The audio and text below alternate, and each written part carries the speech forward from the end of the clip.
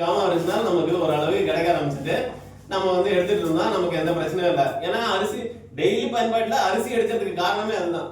Daily நீங்க அரிசி எடுத்துக்கிட்டீங்கன்னா உங்களை உடம்புல இருக்கிற ஆக்சிஜன் வந்து அது இருவிட ஆரம்பிக்கும். நீங்க வந்து நல்லபடியா அதை பண்ணலாம். ஸோ அதை என்ன பண்ணிட்டாங்க, அதை அப்படியே பாலிஷ் பண்ணி கரெக்டா அதை வந்து மாவு சத்து கார்போஹைட்ரேட் மட்டும் கிடைக்கிற மாதிரி நம்ம கிட்ட கொடுக்குறாங்க. அதுல இருக்க சத்து எல்லாத்தையுமே வெளியே எடுத்துட்டு நம்ம கிட்ட அரிசியில இருக்கிற கார்போஹைட்ரேட்டை மட்டும் கொடுக்குறாங்க. இப்ப நீ அரிசி சாப்பிடக்கூடாது நீங்க என்ன நீங்க மறுபடியும் நம்மளே சொல்றாங்க, நீ என்னடா டேய் அதை வந்து நல்லா பாலிஷ் பண்ணிட்ட கொடுத்துட்ட ஆனா அரிசி சாப்பிடக்கூடாதுன்னு சொல்றியா அப்படின்னா, அதுக்கு தேவையான இருந்த காமோரிஜினல் எடுத்தாச்சு, அதனுடைய வேலை அது செய்யல, அப்ப ஏன் அரிசி சாப்பிடணும், அரிசி சாப்பிடாத அப்படின்னு சொல்றாங்க. இதுல இருந்து நம்ம மாறுபட்டு நம்ம வந்து கம்பெனி வந்து என்ன சொல்லுது, கம்பெனி வந்து நார்த் இந்தியன் கம்பெனி, ஓகேங்களா? ஸோ நார்மலா நீங்க போனீங்கனாலே சில தமிழர்கள் வந்து அதான் சொல்லுவாங்க, ஐயோ இது வடநாட்டு கம்பெனி, மார்வாடி கம்பெனி, அவனுக்கு போய் வாங்கி நீ வியாபாரம் பண்ணிட்டு இருக்க, தமிழ்நாட்டுல எவ்வளவு கம்பெனி இருக்குது, எவ்வளவு பேர் கொடுக்குறாங்க அப்படின்னு. ஸோ அவரோட சிந்தனை பாருங்க, நார்த் இந்தியனு அங்க வந்து இதுதான் அது என்ன கடுகு எண்ணெய் தான் அதிகமா யூஸ் பண்ணுவாங்க, அதை ப்ரொமோட் பண்ணிருக்கலாம், இல்ல நல்லெண்ணெய் அதை ப்ரொமோட் பண்ணிருக்கலாம், எதுவுமே பண்ண மாட்டேன், நான் இருக்கிறதுல பெஸ்ட் ஆயில் ரைஸ் பிரான் ஆயில். ஸோ இது வந்து சும்மா கம்பேரிசனா சொன்னேன். இதை ராஜ் வந்து இன்னும் விளக்கமா சொல்லுவாரு, அழகா சொல்லுவாரு, ஏன் வந்து நம்ம ரைஸ் பிரான் ஆயில் எடுத்துக்கணும் அப்படின்னு சொல்லிட்டு சயின்டிபிக்கா, அதாவது கெமிக்கலா யூஸ் பண்றது எப்படி, இதுதான் ரீசன். சோ இந்த ஆயில் வந்து நல்லது செய்யுது அப்படின்னு தெரிஞ்சனால இந்த ஆயிலை வந்து எக்ஸ்போர்ட் பண்றாங்க. எக்ஸ்போர்ட் பண்ற ஆயில் ஏன் இந்தியாவில் கொடுக்க முடியல அப்படின்னா, அதுக்கான வால்யூம் இல்ல. அப்ப வால்யூம் இருக்கிற யார் வேணும்னு கேக்குறாங்களோ அவங்களுக்கு கொடுப்போம். ஆர்சிஎம்ல இருக்கிறவங்க கேக்குறாங்க, ஆர்சிஎம்ல நல்ல பொருள் தான் வேணும்னு கேக்குறாங்க, ஆர்சிஎம்ல இருக்கவங்க கொடுப்போம் அப்படின்னு சொல்லி கொடுக்க ஆரம்பிச்சிட்டாங்க. அதே கம்பெனி மற்றவங்களுக்கு கொடுக்குது, ஓகேங்களா? சோ அந்த கம்பெனிக்கு இந்த கம்பெனிக்கு என்ன வித்தியாசம்னு கேட்டீங்கன்னா, நம்ம பாக்கெட் ஆயில் பாக்கெட் எடுத்துக்கிட்டீங்கன்னா 1500 mg போட்டுருப்பாங்க. வேற அவங்க அதே ஏபி ஆர்கானிக்ஸ் கொடுக்குற இன்னொரு எம்எல்எம்ல போய் பாத்தீங்கன்னா அது போட மாட்டாங்க.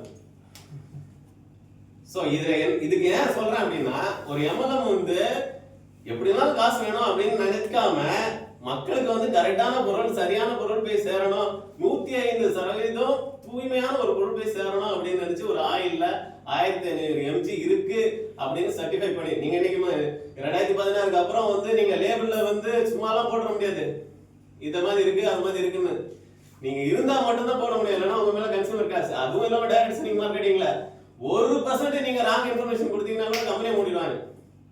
சோ அந்த நிலைமையில கூட 1500 mg இருக்கு அப்படின்னு சொல்லி கொடுக்குற ஒரே நிறுவனம் வந்து நம்மளோட. இந்த ஒரு ஆயில் வந்து எவ்வளவு விஷயங்களை மாற்றணும் அப்படின்னா, ஒரு 20 விஷயங்கள் நம்ம உடம்புல இருக்கிற 20 விஷயங்களை வந்து இது மாற்றுது அப்படின்னு சொல்லிட்டு இருக்காங்க.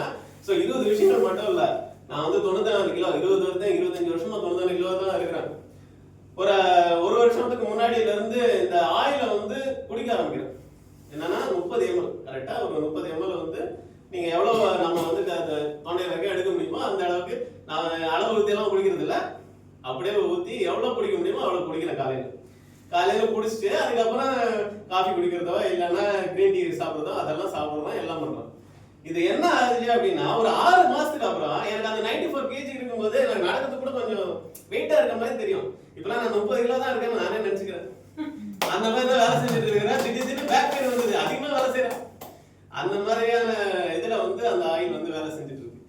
அது வந்து லாஸ்ட் மீட்டிங்ல வந்து நம்ம கோபா சார் சொன்னாரு, அதுல வந்து என்ன இருக்கு அப்படின்னா சாலிபிள் ஃபைபர் அப்படின்றது ஒண்ணு இருக்கு அப்படின்னு சொன்னாரு. அது என்ன அப்படின்னா, நம்ம வீட்டுல செய்யற தொடப்ப மாதிரி, நீ காலையில வந்து அது குடிச்சின்னா அது பாட்டு அது தொடப்ப வேலையை செஞ்சு உடம்புல இருக்கிறதெல்லாம் கிளீன் பண்ணி உன்னை வெயிட் கம்மி பண்ணி கொடுத்துரும் அப்படிங்கறது வந்து அவர் சொன்னாரு. அன்னைக்கு 20 வருஷமா அப்படியே தான் இருக்கிறேன்.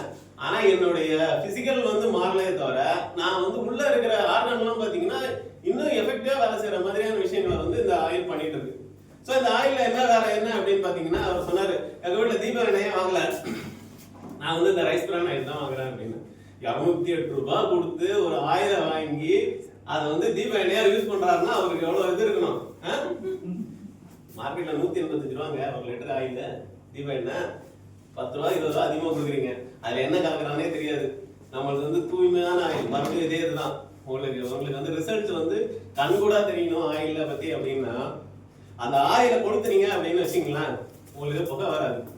அந்த ஆயில் வந்து மற்ற ஆயில நீங்க ஏற்றி கொஞ்ச நேரம் வச்சீங்கன்னா அந்த காற்றுல வந்து ஆடும் இல்லையா, அந்த மாதிரி கிங்லிங்லாம் ஆடவே ஆடாது. நீங்க அதை வந்து அப்சர்வ் பண்ணுங்க. அது ஒரு 10 நிமிஷம் உங்களுடைய பூஜை ரூம்ல வச்சுட்டு ஒரு 5 நிமிஷம் தீபத்தை ஏற்றி அதை கொஞ்ச நேரம் அதை அப்சர்வ் பண்ணுங்க. அன்னைக்குள்ள நீங்க நிம்மதியான ஒரு ப்ளசன்ட் மைண்டுக்கே போயிடுவீங்க. அந்த அளவுக்கு ஆயிலோடைய வேலையை வந்து அவ்வளவு நீட்டா ஆயில் வந்து வேலை செய்யும். என்ன அப்படின்னா ஆக்சிஜனை 100% உறிஞ்சி 100% தீபத்தை வந்து கொடுக்குற ஒரு வேலையை வந்து அந்த தீப ஆயில் வந்து செஞ்சுட்டு இருக்கு. நீங்க எதுக்கு வேணாலும் யூஸ் பண்ணிக்கலாம். நீங்க ஆயில் அப்படின்னு எதுக்கெல்லாம் யூஸ் பண்றீங்களோ எல்லாத்துக்குமே யூஸ் பண்ணிக்கலாம். நான் வந்து தோசை கொடுக்குறாரு, ஆயிலே இல்லாம தோசை சுட்டு கொடுங்க அப்படின்னா அவருக்கு அதிகமா ஆயில் ஊற்றி தோசை சுட்டுடுங்க, இருக்கிறதுலே டேஸ்ட் அதிகமா இருக்கும். அப்படிப்பட்ட ஒரு ஆயில். ஸோ ஆயில வந்து நம்மளுடைய ஆயிலை கூட்டம் அப்படின்னு சொல்லிட்டு ஒரு பேனர் போட்டுருக்கோம். வெயிட் பண்ணுமா?